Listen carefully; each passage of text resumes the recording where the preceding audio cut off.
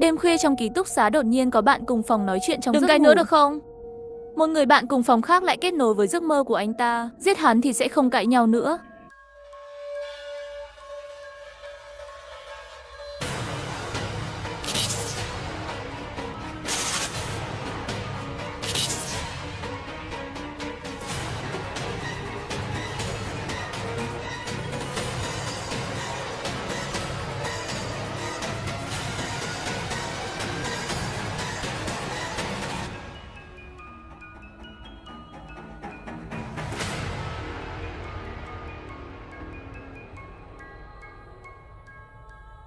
Tôi lập tức tỉnh dậy, vội vàng ngồi dậy, cùng ngồi lên. Còn có Lý Lâm ở giường trên đối diện tôi. Thân chào cả nhà, không nên xem chùa đâu đó. Nhớ đăng ký, like, comment để ủng hộ tin nha. Ký túc xá của chúng tôi là cấu trúc của phòng ngủ và ban công. Trong phòng ngủ là 2 giường tầng. Tôi thấy Lý Lâm cũng là một mặt trạng thái ngu ngốc. Cậu có vừa nghe thấy không? Nghe thấy rồi, làm tôi giật mình. Họ đang nói chuyện trong giấc ngủ à? Tôi nhìn Trần Vũ Hàm, ở giường dưới của Lý Lâm nói, chắc là vậy. Cậu ta đang ngủ say. Lý Lâm cũng nhìn mặt ngủ dưới giường tôi rồi nói. Có vẻ như hai người họ đã kết nối trong giấc mơ. Trong giấc ngủ cũng có thể nói chuyện được sao? Thật buồn cười, ngày mai phải hỏi thật kỹ. Họ đã có những giấc mơ gì? Tôi đang nói câu đó. Không ngờ lại bị Trần Vũ Hàm lập tức ngắt lời. Đừng cãi nữa được không? Tôi và Lý Lâm đồng thời sửng sốt, đối mặt nhìn nhau. Câu nói này chính là câu vừa đánh thức chúng tôi. Và điều kỳ lạ hơn nữa là Trương Mạt Mạt cũng tiếp một câu. Giết hắn thì sẽ không cãi nhau nữa. Tôi chết lặng, hoàn toàn tỉnh táo. Một cảm giác rùng rợn đập thẳng vào đầu. Có lẽ Lý Lâm cũng vậy. Hắn cũng im lặng một lúc lâu sau. Tôi mới nhẹ giọng hỏi một câu. Họ thật sự đang mơ sao? Họ không cho tôi ngủ. Tôi cũng không để họ ngủ. Lý Lâm là một người nóng tính, trực tiếp la mắng liền đứng dậy. Tôi còn do dự không biết có nên xuống giường không. Lý Lâm đã không còn điều khiển âm thanh nữa. Đối với họ là một lời mắng mỏ. Tôi không quan tâm nếu cậu giả vờ ngủ. Đứng lên nói rõ cho tôi. Nếu không tối nay tôi không ngủ được thì cũng đừng mong các cậu ngủ được. Dậy đi, đừng bắt tôi phải động thủ. Nhưng điều kỳ lạ là hai người bọn họ lại hoàn toàn không nghe được sự tức giận của Lý Lâm. Tôi thò đầu ra cẩn thận hỏi tình huống gì. Lúc này Lý Lâm đang đưa tay chạm vào Trần Vũ Hàm, sau đó mạnh mẽ lùi lại, như thể bị cái gì đó dọa. Cậu ấy ngẩng đầu nhìn tôi, lắc lư nói một câu hai người bọn họ. Hai người hình như không thở rồi, đừng làm tôi sợ. Tôi bị dọa đến mức đi 2-3 bước là bùn rùn. Hai người vừa mới nói chuyện rất tốt, làm sao có thể không thở được. Vốn dĩ Lý Lâm còn đang tức giận, giờ đây như một đứa trẻ mắc sai lầm, đứng tại chỗ run rẩy. Nhưng khi tôi nhìn thấy khuôn mặt của Trần Vũ Hàm, tôi cũng sửng sốt. Mặt cô ấy tái nhợt, không có máu, ngay cả môi cũng gần như trắng bệch. Nó còn hơn thế nữa, nó giống như bị đóng băng trong nhiều năm. Bên kia Trương Mạt Mạt tình huống cũng giống như vậy. Tình huống này là gì? Tôi cũng hoảng sợ. Bật đèn lên đi. Nếu không phải Lý Lâm nhắc nhở tôi một chút, tôi không nhớ ra. Tôi chạy tới và nhấn công tắc, nhưng không thể bật đèn. Không mở được, chuyện gì vậy? Lý Lâm vừa chạy tới vừa hét lên. Phòng trong thì sao? Tôi chạy nhanh vào bên trong để nhấn công tắc đèn, nhưng phát hiện cũng không sáng. Lý Lâm càng gấp, vội vàng gọi tôi ra ngoài tìm người. Mở cửa ra. Bên cạnh công tắc đèn là cửa ký túc xá. Tôi đã nắm được tay nắm cửa rồi, chỉ cần mở cửa là được. Nhưng ngay lúc đó, có một tia chớp trong đầu tôi. Nó nhắc nhở tôi rằng tôi không được mở cửa. Giác quan thứ 6 nói với tôi, chỉ cần mở cửa là tôi sẽ gặp chuyện. Bởi vì tôi nhớ lại một chuyện mà Trương Mạt Mạt từng nói. Căn phòng này là mùa hè trước khi chúng tôi chuyển đến, đã từng xảy ra một tai nạn kỳ lạ. Vài sinh viên sau khi nhập học ở ký túc xá lầu 2 của trường. Nhưng một đêm nọ, một trong những bạn học khi nằm trong ký túc xá đã gặp chuyện không may. Không có vết thương nào trên người cậu ta, cũng không có bệnh gì đột ngột. Nghe nói đây là một loại tồn tại tên là sơn tiêu đang làm phiền. Nó chuyên ăn thịt linh hồn con người. Bạn học đó chính là do linh hồn bị nó ăn mòn, cho nên toàn thân cậu ta mới không có dấu vết gì. Nhưng sơn tiêu không thể vô cớ vào phòng con người, trừ khi có người mở cửa và cho nó vào. Vì vậy nó đã khiến người ta bị ảo giác, lúc không hay biết gì mà mở cửa. Mặc dù chuyện lạ này thật không thể tin được, nhưng kết hợp với những gì tôi vừa gặp phải, tôi chỉ có thể nghĩ vậy. Bởi vì điểm mấu chốt là mở cửa ký túc xá. Mà mỗi cử động của Lâm Lâm đều như muốn tôi ra ngoài em. Để tôi mở cửa. Cậu ấy không hề nghĩ đến việc gọi điện thoại. Ví dụ như tìm giáo viên, như gọi cảnh sát. Nghĩ đến đây tôi không khỏi thấy ớn lạnh. Mà Lý Lâm còn ở phía sau tôi lo lắng hỏi tôi: cậu còn làm gì vậy? Mở cửa đi. Không mở cửa, chúng ta chết chắc. Tất nhiên là không rồi. Tôi quay người lại giả vờ bình tĩnh nhìn Lý Lâm. Vậy cậu mở cửa đi. Lý Lâm lại đứng yên tại chỗ. Cậu không thể mở cánh cửa này, đúng không? Tôi nhìn cậu ấy, về cơ bản có thể xác định chuyện này. Cậu không phải là Lý Lâm. Những gì vừa xảy ra cũng chỉ là ảo giác. Chỉ để tôi mở cửa. Nói xong chúng tôi lặng lẽ nhìn nhau mấy giây. Cậu ấy đột nhiên không vội nữa, chỉ đứng tại chỗ, khóe miệng nở ra một nụ cười kỳ lạ. Trong nháy mắt, Lý Lâm trước mắt đột nhiên biến mất. Đột nhiên mắt tôi tối sầm lại, tôi không biết gì nữa. Khi nhìn thấy ánh sáng, tôi thấy hai người bạn cùng phòng đang giữ chặt tôi. Các cậu làm gì vậy? Tôi rất bối rối. Lý Lâm giữ lấy tay tôi nói lớn: mẹ kiếp, giữ cũng không giữ được, trông như mộng du. Nhất định không chịu qua mở cửa. Cậu có phải điên không? Trương Mạt Mạt giữ tôi phía bên kia, đột nhiên phản ứng lại: không đúng, cậu ta tỉnh rồi. Tôi nhanh chóng giải thích: tôi thực sự đã thức dậy. Tôi thừa nhận tôi đã bị ảo giác, nhưng tôi hiểu rõ âm mưu. Sau đó thì tỉnh dậy. Trương Mạt Mạt cũng bày tỏ: chắc cậu ta không nói dối. Sơn Tiêu không thể thao túng chúng ta nói chuyện, chỉ có thể dùng ảo giác để dẫn dắt chúng ta làm việc, cho nên chắc là cậu ấy đã tỉnh rồi. Trần Vũ Hàm lập tức dùng thân thể chặn cửa ký túc xá, nói các người thả cậu ấy ra. Tôi bảo vệ cửa phòng. Sau đó họ mới chậm rãi thả tôi ra. Tôi lập tức đem tất cả những gì vừa trải qua nói với họ, và họ cũng đem những gì xảy ra trong thực tế đã cho tôi biết. Những gì họ nhìn thấy từ lời của họ là tôi đột nhiên đứng dậy khỏi giường, đi qua như mộng du. Đèn trong phòng ngủ và phòng khách đã sáng. Cuối cùng tôi còn đưa tay ra mở cửa ký túc xá. Cũng may họ đã thức dậy khi tôi bật đèn phòng ngủ. Ba người họ cùng nhau khống chế tôi. Trương Mạt Mạt hít một ngụm khí rồi nói: nhưng may mắn là cậu cũng nhìn thấu âm mưu của Sơn Tiêu, không thực sự mở cửa. Nếu không tớ nghĩ chúng tớ không có thời gian để ngăn chặn. Tôi cũng rất sợ, không nhịn được hỏi: không phải nói không mở cửa là không sao sao? Tại sao tớ vẫn bị ảo giác? Trương Mạt Mạt lặng lẽ giải thích: không mở cửa, Sơn Tiêu cũng có thể khiến chúng ta sinh ra ảo giác bình thường. Nhưng đã mở cửa, Sơn Tiêu có thể vào, kéo chúng ta vào ảnh cuối cùng và ăn linh hồn của chúng ta bên trong. Cuối cùng tiếp tục mộng cảnh. Đó là để Sơn Tiêu có thể thuận lợi ăn mòn linh hồn con người, và đặc biệt để tạo ra mang cảnh càng đẹp hơn. Lý Lâm hỏi lại: cho nên bây giờ chỉ cần kiên quyết không mở cửa ký túc xá và kiên trì đến sáng, chúng ta sẽ an toàn, phải không? Trương Mạt Mạt nói thêm một điều: thậm chí không cần trời sáng, chỉ cần qua 3 giờ sáng là được. Theo tôi biết, Sơn Tiêu chỉ có thể hại người trước 3 giờ sáng. Lâm Lâm nói tiếp: vậy thì tốt hơn rồi. Gần 1 giờ rồi, vậy thì chúng ta sẽ ngồi đây cho đến 3 giờ sáng. Tôi thở phào nhẹ nhõm, bởi vì tôi cũng đồng ý với cách làm này. Cũng bởi vì chuyện ảo giác vừa rồi thật kinh khủng. Cũng may chỉ là ảo giác thôi. Sau đó chúng tôi ngồi yên lặng trong đại sảnh, thỉnh thoảng nói 2 câu, nhưng không ai rời khỏi tầm nhìn của ai. Thời gian trôi qua từng phút từng giây, không biết bao lâu rồi. Cuối cùng cũng đến 3 giờ rồi. Lý Lâm hưng phấn nói ra rốt cuộc có thể đi ra ngoài rồi.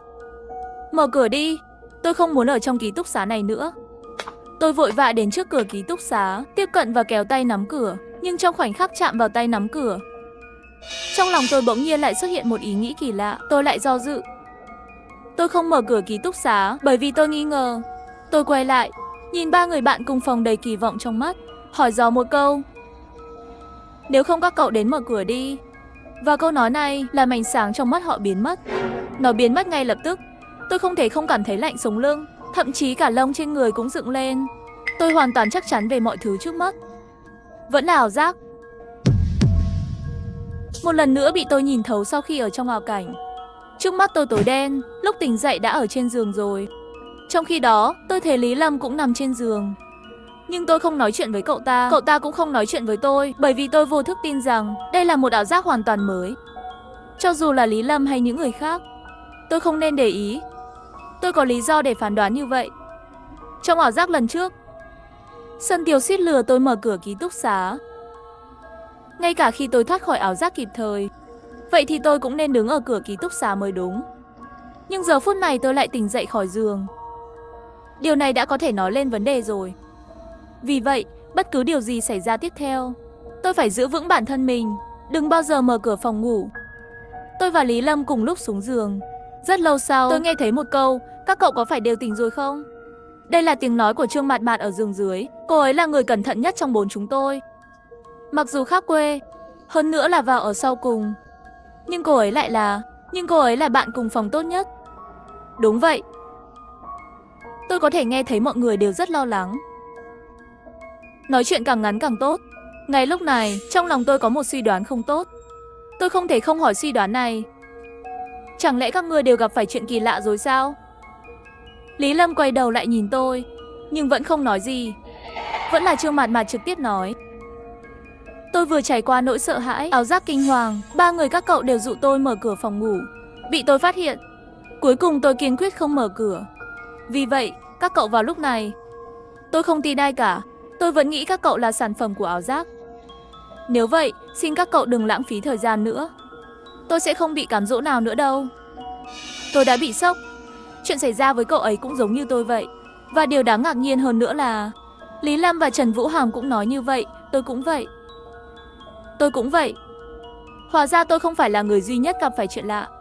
Lần này không phải là ảo giác sao? Chẳng lẽ chúng tôi đã trở lại thế giới thực rồi sao? Lý Lâm đột nhiên hỏi Mạt Mạt. Sơn Tiêu đến chuyện này là cậu nói cho chúng tớ biết. Cậu còn biết chuyện gì khác nữa không? Ví dụ, làm thế nào để biết chúng ta có còn đang trong mộng cảnh không? Trương Mạt Mạt nghĩ rồi nói. Những người cậu nhìn thấy trong ảo giác, họ không thể mở cửa ký túc xá. Nhưng cậu ấy cũng lập tức phản ứng lại, nhanh chóng tiếp tục nói. Nhưng nó không có ý nghĩa gì. Cũng không thể dùng phương pháp này để kiểm tra được. Đúng vậy, thực sự không thể. Bởi vì người có thể mở cửa của thật không phải là người trong mộng. Nhưng nếu cánh cửa được mở ra, có phải cũng không cần kiểm tra nữa không? Bởi vì chỉ cần mở cửa, Sơn Tiêu có thể vào. Tôi chợt nghĩ ra một điều, vội vã nói. Tớ nhớ mình đã ở trong một ảnh, bị 3 người các cậu đè xuống sàn nhà. Nhưng tớ không cảm thấy đau đớn gì cả. Trương Mạt Mạt hứng thú nói. Tớ hiểu rồi. Nếu 3 người các cậu là người trong mộng, vậy không chỉ các cậu không được mở cửa phòng ngủ, mà cũng không thể làm tổn thương tớ. Nhiều nhất chỉ có thể gây hại trạng thái da của tớ. Đau quá. Trương Mạt Mạt kêu lên một tiếng. Hóa ra là Lý Lâm nhân cơ hội nhéo tay Trương Mạt Mạt một cái. Chưa kịp để tôi phản ứng, một bàn tay cũng nhanh chóng đưa tới. Đau quá. Lý Lâm vội vàng nói. Tất cả các cậu đều cảm thấy đau phải không? Nhưng không biết các cậu có giả vờ không? Vì vậy, bây giờ anh Kha cũng véo tôi. Tôi sờ vào cái bụng nóng ấy, giơ tay về phía Lý Lâm. Anh đau, cậu ta cũng đau đớn kêu lên một tiếng. Trần Vũ Hàm ở gường dưới của tôi cũng bị Trương Mạt Mạt nhéo một cái. Cuối cùng chúng tôi cũng hiểu ra một điều. Có nghĩa là chúng ta đều là người thật. Chúng ta không ở trong ảo tưởng. Tình hình có vẻ tốt. Lý Lâm thậm chí còn hỏi. Vì chúng ta đều là thật, vậy có thể gọi điện tìm giúp đỡ không? Hay là chúng ta gọi cảnh sát? Trương Mạt Mạt lập tức phủ định ý nghĩ của cậu ta. Không được. Cậu gọi xong rồi, bên ngoài có người đến rồi. Muốn cậu mở cửa thì cậu có mở không? Làm thế nào để cậu biết đối phương là cứu hộ hay là ảo giác dụ dỗ mở cửa? Tôi cũng đồng ý với lời của Trương Mạt Mạt, lập tức nói một câu. Chúng ta chỉ có thể nằm yên lặng cho đến sau 3 giờ. Ngay khi chúng tôi nghĩ có thể trải qua đêm này bình an, vấn đề vẫn xảy ra. Trần Vũ Hàm luôn im lặng, lúc này lại yếu ớt hỏi ra một câu như vậy. Mạt Mạt, tôi muốn hỏi, nếu như bị Sơn Tiêu kéo vào mộng cảnh cuối cùng, chúng ta cũng sẽ không cảm thấy đau sao? Cả 3 chúng tôi đều nghe thấy. Đột nhiên, Trương Mạt Mạt sợ hãi hỏi, cậu đã mở cửa rồi? Trần Vũ Hàm lập tức vội vàng giải thích không có. Tuyệt đối không, nhưng cậu có thể trả lời câu hỏi của tớ trước không? Bởi vì tớ đã thấy một cái gì đó. Nói trực tiếp có thể không hợp lý. Câu trả lời của cậu sẽ quyết định tớ có nói hay không. Trương Mạt Mạt suy nghĩ một chút, có thể cảm thấy cũng có lý, cho nên cuối cùng cũng mở miệng nói. Tôi sẽ nói câu trả lời trước. Theo tôi hiểu, trong ảo ảnh cuối cùng của Sơn Tiêu, chúng ta có thể cảm thấy đau. Trần Vũ Hàm lại hỏi. Tại sao cậu có thể chắc chắn về điều này? Trương Mạt Mạt như đang nhớ lại, suy nghĩ một lúc, sau đó mở miệng nói. Một thời gian trước, trong kỳ nghỉ hè, ở đây có một sinh viên năm cuối thi tuyển sinh đại học. Cô ấy tên là Trần Viên Viên. Nhưng đó không phải vấn đề. Vấn đề là có một người sống sót, sau đó lại trở thành người thực vật. Cô ấy tên là Lưu Tiểu Đồng. Cô ấy là đồng hương của tôi. Sau khi cô ta được đưa về nhà, trưởng làng mời bác sĩ nổi tiếng nhất ở địa phương tới giúp đỡ. Vị bác sĩ Minh đó cũng không biết đã dùng thuốc gì đánh thức Lưu Tiểu Đồng dậy. Thật không may, 10 phút sau, Lưu Tiểu Đồng lại hôn mê. Nhưng trong thời gian Lưu Tiểu Đồng tỉnh táo, cô ấy nói cô ấy bị mắc kẹt ở Sơn Tiêu. Trong ảnh cuối cùng của cô ấy là đêm đó cô ấy đã mở cửa ký túc xá. Mà ảnh cuối cùng tồn tại là có lý do. Bởi vì Sơn Tiêu chỉ có thể khi người ta thư giãn nhất mới có thể ăn linh hồn của họ. Vậy, tác dụng của tầng ảo cảnh này chính là khiến người ta chìm đắm, khiến người ta hoàn toàn tin rằng mình an toàn. Nhưng may mắn là Lưu Tiểu Đồng nhìn thấu được đó là ảo cảnh cuối cùng, khiến cô ấy luôn giữ cảnh giác. Cho nên linh hồn của cô ấy mới chậm trễ không bị nuốt chửng. Thân thể của cô ấy mới có thể bảo vệ, giữ hơi thở yếu ớt, trở thành người thực vật. Vậy đã hiểu chưa? Trong ảo ảnh cuối cùng, hồn phách con người cũng sẽ bị tổn thương. Vì vậy, trong đó cũng có thể cảm thấy đau đớn khi Trương Mạt Mạt nói xong đoạn dài. Sau đó, Lý Lâm cũng thô lỗ nói một câu với Trần Vũ Hàm. Vũ Hàm, đến lượt cậu rồi. Cậu muốn nói gì? Nói đi. Trần Vũ Hàm yếu ớt nói, cái này không dễ làm rồi. Bởi vì một lúc nào đó tối nay, tôi đã thấy một hình ảnh kỳ lạ. Mạt Mạt đã mở cửa phòng ngủ. Tôi mở cửa rồi. Trương Mạt Mạt một mặt ngơ ngác. Đừng nói là y trong Mạt Mạt, tôi và Lý Lâm cũng đồng thời sửng sốt. Giọng điệu của Trần Vũ Hàm rất rõ ràng. Tôi đã nhìn thấy hình ảnh đó. Nhưng chính xác thì chuyện gì đang xảy ra? Hay là để cậu tự nói đi? Trương Mạt Mạt lại lần đầu tiên căng thẳng lên, tranh luận vội vàng. Tôi chưa bao giờ mở cửa. Cậu muốn tôi nói gì? Trần Vũ Hàm hỏi lại. Vậy tôi thấy là gì? Lý Lâm suy đoán nói một câu xen vào. Có thể nào cũng là ảo giác.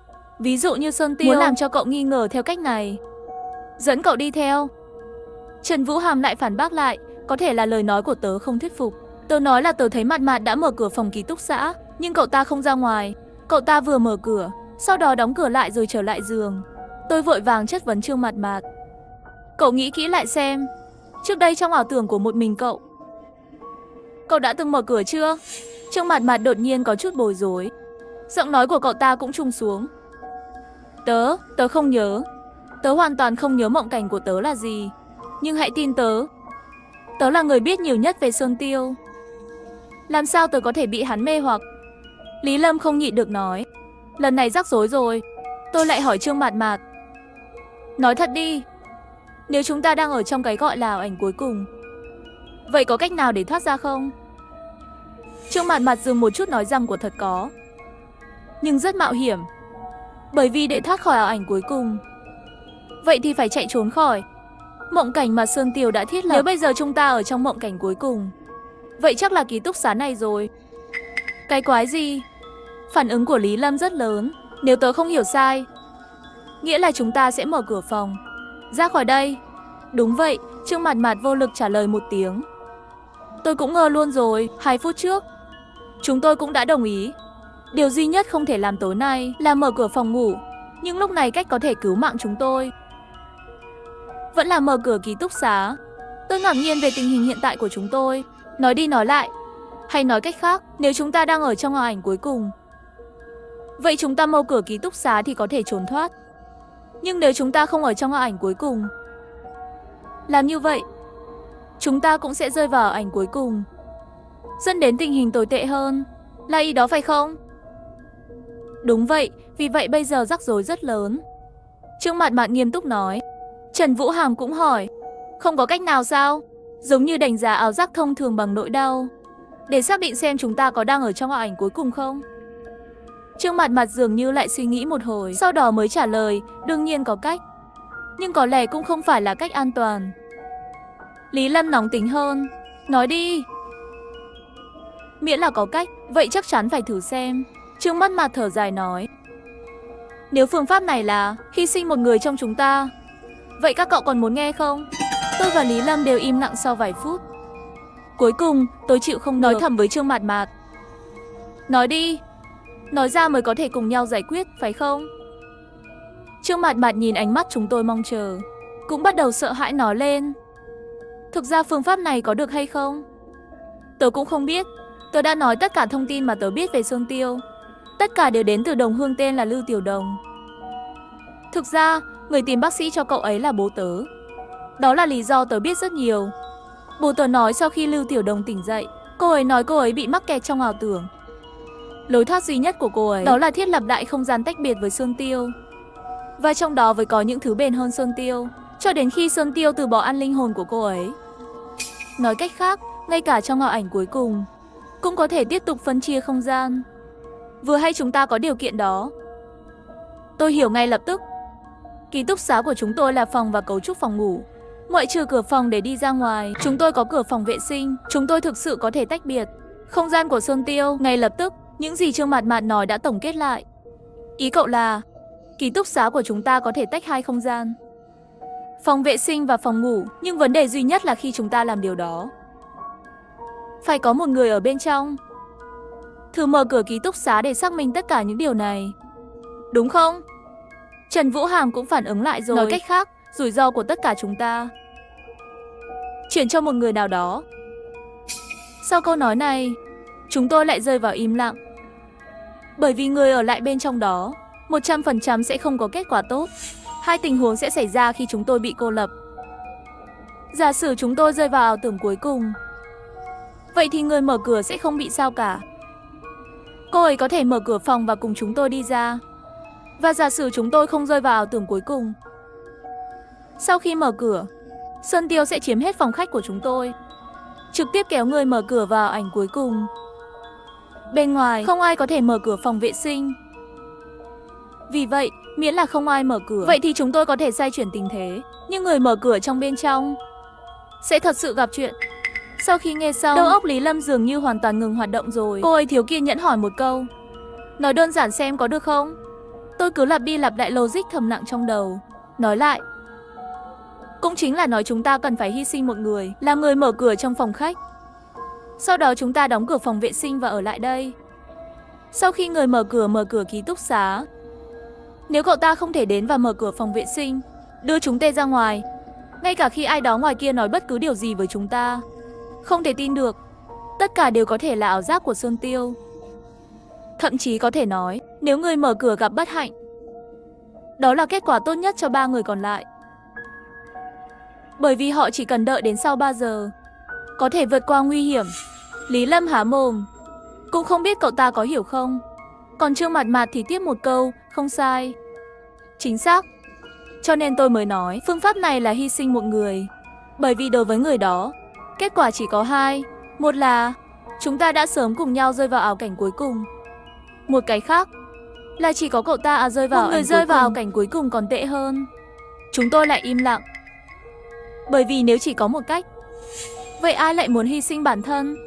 Sau một thời gian dài, Trương Mạt Mạt nói, có vẻ như chỉ có tớ là phù hợp. Trần Vũ Hàm không nói, tôi không thật sự muốn ngăn cản. Chỉ có thần kinh lớn Lý Lâm sửng sốt sau vài giây, nói thầm một câu, cậu có muốn nghĩ lại không? Trương Mạt Mạt cúi đầu nói suy nghĩ rõ ràng rồi. Bởi vì tớ biết nhiều. Cho dù thật sự rơi vào ảnh cuối cùng của Sơn Tiêu, tớ cũng có thể sống sót. Các cậu em là không được. Chúng ta không ai dám cản lời cậu ấy. Cậu ta chậm rãi ngẩng đầu lên, tiếp tục nói, tớ biết chúng ta mới sống với nhau vài ngày, thật ra cũng không tính là có quá nhiều tình cảm. Nhưng nếu sự thật mà Vũ Hàm nói là tớ vô thức mở cửa ký túc xá, mà khiến cho các cậu lúc này đều đã ở trong ảo cảnh cuối cùng, vậy thì tớ hy vọng sau khi tớ thực hiện thử nghiệm này, các cậu có thể tha thứ cho tớ không? Trần Vũ Hàm lập tức trả lời, đừng nói như vậy, chúng tôi không trách cậu. Trương Lâm mắt mặt đứng lên, lạnh lùng nói, chờ tin tức của tớ nhé. Nếu tớ không có tin tức, đó là tin tốt cho các cậu. Nhưng nếu tớ mở cửa để đón các cậu, cũng xin các cậu nhất định phải tin tưởng tớ. Ngay cả khi đó là ảo ảnh cuối cùng, tớ cũng sẽ đưa mọi người ra ngoài. Chúng ta sẽ sống sót. Chỉ có Lý Lâm lập tức trả lời, được, hãy cẩn thận. Và tiếp theo, Trương Mạt Mạt kiên quyết đi về phía đại sảnh đi ra ngoài. Trương Mạt Mạt đi vào phòng khách và đóng cửa phòng vệ sinh. Lý Âm đột nhiên nói, bây giờ chúng ta chỉ có thể chờ tin tức của cậu ấy. Tôi trả lời, đúng vậy, không có tin tức là tin tức tốt nhất. Sau đó, chúng tôi thực sự không có tin tức gì cả. Trong sảnh không có động tĩnh gì, không có âm thanh trong phòng ngủ. Cửa phòng vệ sinh vẫn không mở. Nó kéo dài khoảng 10 phút. Lý Lâm cuối cùng không nhịn được, hỏi, chúng ta có an toàn rồi không? Trần Vũ Hàm nói, chắc là vậy. Mạt Mạt hy sinh rồi, ba chúng ta thực sự đang ở trong thế giới thực. Chỉ cần đợi đến sau 3 giờ là được rồi. Trần Vũ Hàm, phương pháp này, nó khiến tôi cảm thấy có gì đó không ổn. Tôi cẩn thận hỏi. Cậu cố tình làm thế à? Trần Vũ Hàm vẫn đang giả ngu hỏi lại tôi. Cố ý gì? Cậu đang nói gì vậy? Chuyện đến bây giờ, tôi cũng chỉ có thể nói thẳng, nói ra suy đoán của tôi. Cậu cố ý, nói nhìn thấy Trương Mạt Mạt mở cửa ký túc xá. Thực ra cậu chưa bao giờ nhìn thấy điều đó phải không? Trần Ý Hàm sửng sốt vài giây sau đó nói không phải. Tôi thực sự thấy rồi. Về lý do tại sao chúng ta không ở trong ảnh cuối cùng, tôi cũng không biết. Lý Lâm đi lại đây, vội vàng ngắt lời để đưa ra ý kiến của riêng mình. Có thể là khả năng Vũ Hàm nhìn thấy là ảo giác của Sơn Tiêu. Có lẽ mục đích của Sơn Tiêu không phải hướng dẫn Vũ Hàm mở cửa, mà chỉ để chia rẽ chúng ta. Trần Vũ Hàm cũng nói. Đúng vậy, có thể như vậy. Tôi nhìn Trần Vũ Hàm nói không thể nào. Trong ảo giác ban đầu của tớ, Sơn Tiêu gần như thành công khiến tớ mở cửa ký túc xá rồi. Nếu nó dùng phương pháp có người mở cửa này để hướng dẫn, vậy thì tớ nhất định cũng sẽ mở cửa theo. Cho nên tớ cảm thấy trong ảo giác, họ không thể mở cửa. Điểm này cũng đã từng nhắc đến.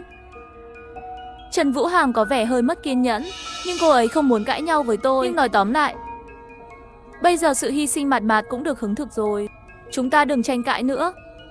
Yên lặng, chờ vượt qua khó khăn đi. Nói xong lời này, cô ấy trực tiếp nằm ở trên giường. Lý Lâm dừng lại một chút, nói, cậu ta nói cũng đúng. Mặc dù có chút đáng tiếc, nhưng thành thật mà nói, chúng ta chỉ biết nhau vài ngày. Tôi cũng không có tình cảm với các bơ cu, chỉ là tình cờ ở cùng một phòng ngủ thôi. Thậm chí không phải là bạn. Tôi mới hiểu, hóa ra Lý Lâm bề ngoài trông rất nhiệt tình. Không thể không nói điều này khiến tôi hơi bối rối, bởi vì tôi thực sự lo lắng cho Trương Mạt Mạt. Nhưng điều tôi không ngờ là tôi không cần phải lo lắng về cậu ấy, bởi vì những điều tồi tệ hơn đang xảy ra. Tôi và Lý Lâm nói xong thì quay người lại. Tôi phát hiện Trần Vũ Hàm đã biến mất. Vừa rồi còn đang nói chuyện. Trong nháy mắt, người đã biến mất. Tôi vội vàng gọi tên cậu ta vài tiếng, nhưng không có phản hồi gì cả. Trước sau chỉ có vài chục giây thôi, tôi bị sốc. Ngay lập tức một ý tưởng xuất hiện trong đầu tôi. Đây không phải là thế giới thực sao? Chẳng lẽ vừa rồi Trần Vũ Hàm bị nuốt chửng rồi? Trong cảnh tượng kinh hoàng này, tôi vô thức gọi Lý Lâm. Lý Lâm, mau đến xem đi. Vũ Hàm không thấy rồi. Lý Lâm, Lý Lâm. Tôi đã gọi tên cậu ấy vài lần liên tiếp, nhưng cậu ấy cũng không trả lời tôi. Trong khoảnh khắc đó tôi biết có chuyện không hay rồi. Quay lại thì thấy cậu ta cũng biến mất. Tôi đột nhiên nhớ ra một câu mà Trương Mạt Mạt đã nói. Sơn Tiêu chỉ có thể khi người ta thư giãn nhất, ăn linh hồn của họ. Trần Vũ Hàm và Lý Lâm đều bị Sơn Tiêu nuốt chửng rồi. Thì ra nơi này luôn là ảo ảnh cuối cùng. Trần Vũ Hàm thật sự không nói dối. Trương Mạt Mạt của thật đã mở cửa rồi. Chúng tôi thật sự đã rơi vào tầng ảo cảnh này rồi. Nhưng câu hỏi là tại sao cậu ta lại làm thế? Đầu óc tôi rối bời. Tất cả những gì được suy luận trước đó dường như đã bị đảo ngược. Thực ra mọi thứ đều đúng, ngoại trừ một yếu tố. Mặc dù chúng tôi có rất nhiều thông tin, nhưng tất cả đều từ miệng Mạt Mạt nói ra. Nếu cậu ta cố ý thì sao? Cậu ta cố ý mở cửa ký túc xá ngay từ đầu, để chúng tôi rơi vào ảnh cuối cùng. Cũng cố ý cùng chúng tôi diễn kịch lâu như vậy, cuối cùng để Trần Vũ Hàm và Lý Lâm bị nuốt chửng. Nếu tôi không đoán sai, vậy Trương Mạt Mạt chắc chắn cậu ta an toàn không sao. Tôi thở phào nhẹ nhõm, đi ra cửa, mở cửa phòng ngủ. Quả nhiên ở trong phòng nhìn thấy bóng dáng Mạt Mạt. Trương Mạt Mạt cậu, tôi nhất thời không nói nên lời. Cậu ta quay đầu nhìn mặt tôi, vô cảm hỏi lại một câu. Đã đến mức này rồi, ngươi thật sự còn cho rằng ta là Trương Mạt Mạt sao? Đầu tôi lại rối tung lên. Hắn vẫn luôn trì hoãn, để chúng tôi xảy ra chuyện xong mới đi vào. Hắn khác với cả ba chúng tôi, nhưng lại bị sắp xếp ở cùng một ký túc xá. Không có người thứ tư trong ký túc xá này. Hắn cố ý cải trang thành học sinh để vào ở. Người trước mắt này, hắn biết rất nhiều chuyện về Sơn Tiêu. Và trong câu chuyện của hắn có một người đàn ông liên tục được nhắc đến. Trong trường hợp khẩn cấp, chúng tôi không quan tâm đến chi tiết nhỏ. Nó bắt đầu hiện lên trong đầu tôi. Ví dụ, điểm quan trọng nhất, hắn lại rõ ràng như vậy ở Lưu Tiểu Đồng. Chuyện gì đã xảy ra? Chỉ dựa vào tình huống anh ta nói, không thể nói đây là sự thật. Cho dù Lưu Tiểu Đồng thật sự tỉnh lại 10 phút, cũng không đủ để nói nhiều chi tiết như vậy. Cho nên nói Trương Mạt Mạt nói dối. Người vừa tự xưng là Trương Mạt Mạt cũng thừa nhận mình không phải là Trương Mạt Mạt. Tôi đột nhiên có một ý nghĩ khủng khiếp trong đầu. Lập tức hoảng sợ hét lên cậu là Lưu Tiểu Đồng. Đúng vậy, tại sao? Sao cậu lại làm thế với chúng tôi? Lưu Tiểu Đồng như không có chuyện gì giải thích. Trong ảo ảnh cuối cùng, để tránh sự nuốt chửng của Sơn Tiêu, tôi đã trải qua rất nhiều chuyện kinh khủng. Cuối cùng tôi và Sơn Tiêu đều mệt mỏi. Vì vậy, cuối cùng chúng tôi đã đồng ý. Tôi giúp Sơn Tiêu tìm đủ mục tiêu và hắn sẽ để tôi đi. Tôi hoàn toàn hiểu. Chắc chắn, những gì chúng tôi đã trải qua đêm nay, tất cả đều do cô ta thao túng. Vậy tại sao lại để tôi đi? Tôi đâu có tha cho bạn. Chỉ muốn cho bạn một lựa chọn. Lưu Tiểu Đồng chỉ vào cửa ký túc xá tiếp tục nói. Cô có hai lựa chọn. Mở cửa ra. Trong ảo cảnh cuối cùng không ngừng chiến đấu với Sơn Tiêu, trải qua nỗi đau mà tôi đã trải qua. Thứ hai, hoặc tham gia cùng tôi và trở thành đối tác của tôi. Sau khi giúp Sơn Tiêu thu thập đủ linh hồn, chúng ta sẽ được tự do. Tôi lập tức hét lên. Để tôi hợp tác với cậu làm hại người khác. Mở đi. Tôi thà. Không đợi Lưu Tiểu Đồng tiếp tục thuyết phục tôi chạy thẳng đến cửa ký túc xá, mở ra. Bên ngoài là bóng tối vô biên. Tôi nhất định sẽ sống sót. Và tôi sẽ đánh bại cô và Sơn Tiểu chết tiệt đó. Nói xong câu này, tôi không chút do dự lao vào bóng tối. Các vị, mặc dù hôm nay chúng ta mới ở đây, thậm chí chưa biết, nhưng hãy tin tôi. Kể từ lần cuối tôi có thể thoát khỏi ảo ảnh cuối cùng, vậy tối nay chúng ta cũng sẽ vượt qua được. Tôi nhìn hai người đàn ông và ba người phụ nữ trong phòng, tự tin nói những lời này. Đúng vậy, trong đêm đen tối này, tôi lại gặp phải tiên Sơn Tiêu khủng khiếp. Lần này số người nhiều hơn, trong một biệt thự 2 tầng. Khi những người khác bị sốc bởi câu chuyện của tôi, tất cả khuôn mặt đều sợ hãi. Một người đàn ông đứng lên và nói với họ, tôi tin cô ta, bởi vì cô ấy đã cứu tôi. Những người khác im lặng một lúc cũng chỉ có thể đồng ý. Tối nay sẽ làm theo toàn quyền chỉ huy của tôi. Tôi chắc chắn sẽ sống đúng với mong đợi. Tôi sẽ đem thành công của tôi chia sẻ kinh nghiệm trốn thoát cho các bạn. Tôi liếc mắt nhìn người đó. Mọi người có thể chưa biết tôi. Tên tôi là Hứa Kha. Cứ gọi tôi là anh Kha là được. Đây là bạn cùng phòng của tôi, Lưu Tiểu Đồng. Có thể gọi cô ấy là Tiểu Đồng. Tối nay chúng tôi sẽ đảm bảo an toàn cho mọi người.